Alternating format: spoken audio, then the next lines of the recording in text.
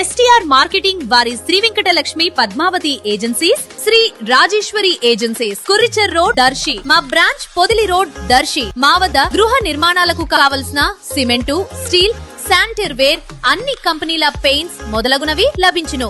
మరియు suite room సదుపాయం కలదు. Proprietor Sani Kommu Tirupati Reddy. STR marketing chairman. Cell 9959336938.